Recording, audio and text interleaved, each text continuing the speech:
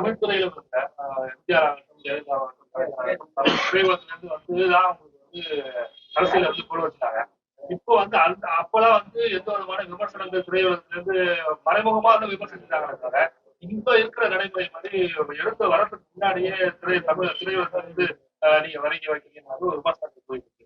அதாவது அதுதானே சார், ஒருத்தர் ஃபாலோவுக்கு நமக்கு யாரை ஃபாலோ பண்றோமோ அவங்கள ஃபாலோ பண்ணி தான் வரணும்.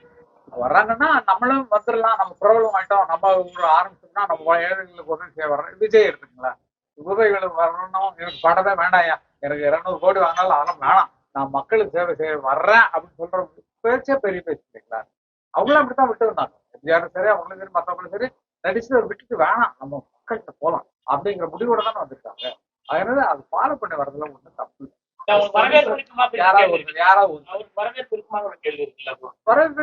நீங்க தான் சொல்லணும், நீங்க தான் பிரஸ், எல்லாத்தையும் நீங்க தான் பாத்துட்டு இருக்கீங்க. வரவேற்குமா நாங்கெல்லாம் அங்க அப்பா இவ்வளவு சம்பளத்தை விட்டு போறாங்க இங்க சொல்ல நாங்க நினைக்கிறோம். சினிமாவுக்கு ஒரு இழப்பு, எல்லா டிஸ்ட்ரிபியூட்டருக்கும் ஒரு இழப்பு. அவருடைய படங்கள் தான் நிறைய கலெக்ஷன் ஆகுது, அந்த கலெக்ஷன் போயிடும் வர்ற படம் இல்லைன்னா. அதனால அவர் அந்த இழப்ப மனசுல இருந்தாலும் சரி, அவர் ஏதோ நினைக்கிறாரு வரட்டும் அவர் சொல்லிதான் மனசுல நினைக்கிறோம். ஓட்டு போடுற ரகசியங்கள்லாம் சொல்ல முடியும். சமீப காலமா தமிழ் படங்களோட பிற மாநில படங்கள் அதிக அளவு தான் ஓடுது. தமிழ் படத்துக்கு உதாரணத்துக்கு சொல்லுங்க, உதாரணத்துக்கு என்ன படம் சொல்லுங்க. புஷ்பா, பாகுபலி இது மாதிரி படங்கள்லாம் அதிக நாட்கள் ஓடுச்சு.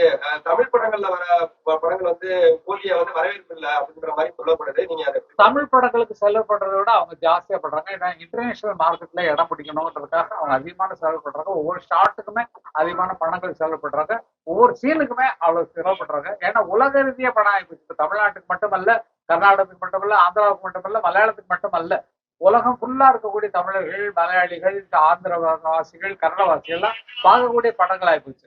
அந்த மாதிரி வந்ததுனால அதுக்கு தகுந்த மாதிரி வந்துட்டு அதையும் நம்ம ஏற்றுட்டு தான் இருக்கோம். நம்மளும் பாகுபலி ஜெயிக்க தானே வச்சிருக்கோம். புஷ்பா 2 நம்ம தான் ஜெயிக்க வச்சிருக்கோம்.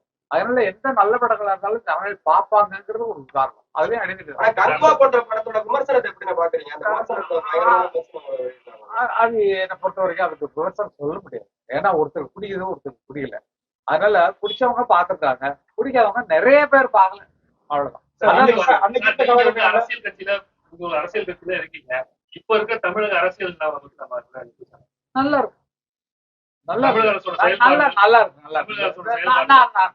இருக்கு. பல்கலைக்கழகத்தை நடந்த மேட்டரு, அவங்க குடிச்சிட்டு சாராய கடை தந்து எல்லாம் குடிச்சிட்டு இருக்குது, எல்லாம் நல்லா இருக்கு. ஜனங்களுக்கு என்ன வேணுமோ அதை கொடுக்குறாங்க. அவங்க போருங்க பதில் சொல்ற வரைக்கும் விடுங்க கொஞ்சம்.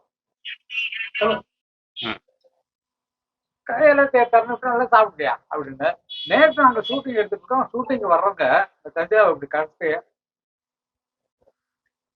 அப்படி வச்சுட்டு வர்றாங்க. நாங்க எப்படி தடுக்க முடியும்? எப்படி தடுக்க முடியும்? யாரும் சொல்ல முடியும்? தண்ணி அடிச்சு தான் வர்றாங்க, வேடிக்கை பாக்குறவங்க எல்லாம் தண்ணி அடிச்சு தான் வர்றாங்க. அதை நம்ம தடுக்க முடியுமா? எங்களுக்கு இடங்கல, அதனால ஷூட்டிங் எடுக்கிறதே ஒரு ஷூட்டிங்ல தான் வர்றேங்க. ஒரு படம் ஒன்று ஆக்ட் பண்றேன், பின்னால் ஒரு சர்ப்ரைஸா இருக்கும். ஏன்னா சினிமா உலகத்தை காப்பாற்றுறதுன்னு ஒரு கடமை இருக்கு இல்லையா எனக்கு. நம்மளும் நடிச்சோம். ஒரு கிராமத்துல இருக்கிற தாத்தா பத்தி ஒரு கதை. அதனால இப்பதான் ஃபர்ஸ்ட் வச்சு சொல்றேன்.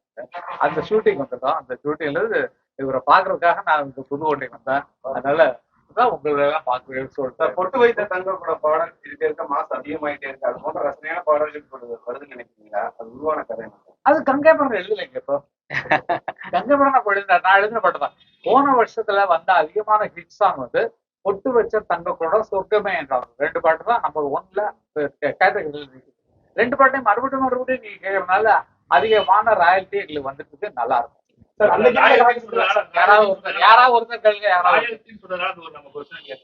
இளையராஜா சார் ராயல்டி சம்பந்தமான பல்வேறு பிரச்சனைகள்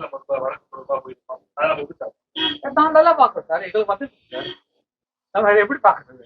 நாங்க உழைச்ச உழைப்புல சினிமா இண்டஸ்ட்ரியில அது ஒரு பெரிய பிரச்சனையாக அது உலகத்துல இருக்கக்கூடிய எல்லா மியூசிக் டைரக்டருக்கும் வரக்கூடிய சமாச்சாரம். அது இங்க நடந்துட்டு இருக்கு. அது உங்களுக்கு புதுசாது. காரணம் இப்போ வந்ததுனால மைக்கேல் ஜாக்சன் போட்ட பாட்டெல்லாம் அவர் பாட்டு எழுதி, அவர் பாட்டு நடிச்சு அவருக்கு மொத்தமா போச்சு. அதனாலதான் அவர் பெரிய ஆள் ஆனாரு. அதே மாதிரி இப்போ வந்துட்டு எல்லாருக்கும் மியூசிக் டைரக்டருக்கு அவங்க படைப்புக்கு பணம் வரணுமே அப்படிங்கிறதுக்காக அதுக்கு ஒரு ரூலே இருக்கு, கவர்மெண்ட் ரூலே இருக்கு. அந்த ரூல் படி தான் பண்ணுறோம். IPRS ஒரு இயக்கம் இருக்கு. அதுல வந்து யாராவது இந்த டிவியில படத்தை போடுறாங்க, பாட்டை போடுறாங்க, எங்க எழுதுனவங்க யாரு, இசையமைச்சவங்க யாரு, பாடுறவங்க யாருன்னு அவங்களுக்கு ஒரு ராயல்டி மாதிரி வந்துட்டு நல்ல விஷயம் தானே, நல்லா இருக்கும். யாராவது ஒருத்தர் சொல்லுங்க, மறுபடியும் சொல்லுங்க, கேட்கல. அதிகமான வார்த்தையில கூட்டிட்டு நினைக்கிறீங்களா? இல்ல நான் சொல்றது கரெக்ட். அவர் என்ன பண்றாரு அதுக்கு ரியாக்ஷனா என்னோட வார்த்தை.